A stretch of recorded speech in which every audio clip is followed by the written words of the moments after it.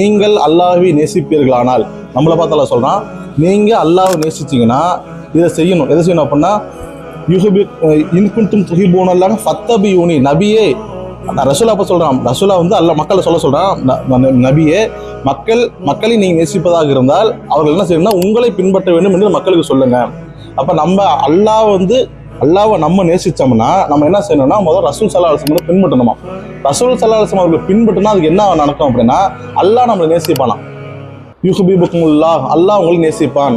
அல்லாஹ் நேசிக்கிறது மட்டும் இல்லாம இன்னொன்று போனஸா இன்னொரு கிஃப்ட் தரான், உங்களுக்காக உங்களுடைய பாவங்கள் அனைத்தும் மன்னிப்பான். நம்ம அல்லாஹ்வை நேசிச்சோம்னா நம்ம ரசூல் ஸல்லல்லாஹு அலைஹி வஸல்லம் அவர்களை பின்பற்றணுமா. இப்படி ரசூல் ஸல்லல்லாஹு அலைஹி வஸல்லம் பின்பற்றினா அல்லாஹ் நமக்கு ரெண்டு தரான். ஒன்று, உங்களுக்கு நான் நேசிக்கிறேன், ஃபர்ஸ்ட் நம்ம நேசித்து பகரமா அல்லாஹ்வும் நம்ம நேசிப்பானா. ரெண்டாவது, உங்களுடைய பாவங்களை மன்னிக்கிறாங்களாம். சரிங்களா? இப்போ நம்ம ரசூல் ஸல்லல்லாஹு அலைஹி வஸல்லம் பின்பற்றுதல் அப்படின்னா எதை பின்பற்றுவோம், நம்ம என்ன புரிஞ்சு வச்சுக்கிறோம். இந்த இடத்துல முதல்ல சொல்றது அல்லாஹ்வுடைய நேசம் நம்ம பெற வேண்டும் அப்படின்னா ரசூல் ஸல்லல்லாஹு அலைஹி வஸல்லம் பின்பற்றணுமா.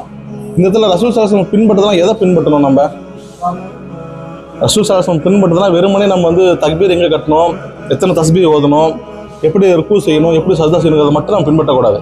அதெல்லாம் வந்து வணக்க வழிபாடுல ஒரு சின்ன பகுதி தான்.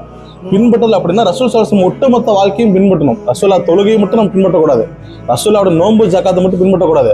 ரசூல் ஸல்லல்லாஹு அலைஹி வஸல்லம் வாழ்நாள் வியாபாரம் செய்யும்போது எப்படி இருந்தாங்க, ரசூல் ஸல்லல்லாஹு அலைஹி வஸல்லம் கொடுக்கல் வாங்கல் எப்படி இருந்தாங்க, ரசூல் ஸல்லல்லாஹு அலைஹி வஸல்லம் வந்து குடும்ப தலைவராக எப்படி இருந்தாங்க, மனைவிகளிடத்தில் எப்படி நடந்துக்கிட்டாங்க, பிள்ளைகளிடத்தில் எப்படி நடந்துக்கிட்டாங்க, அரசியல் தலைவரை எப்படி செஞ்சுக்கிட்டாங்க, போர்ப்படை தளபதி எப்படி நடந்துக்கிட்டாங்க, ஒட்டுமொத்த வாழ்க்கையிலும் ரசூலாவை நம்ம பின்பற்றணும். வெறுமனே ரசூல் ஸல்லல்லாஹு அலைஹி வஸல்லம் ஒரு சடங்குகளை மட்டும் கற்றுக் கொடுக்க வந்தவர் கிடையாது, ஒரு குருமார் கிடையாது. அவர் ஒட்டுமொத்த வாழ்க்கையை நம்ம கற்றுக் கொடுத்துக்கிறாங்க.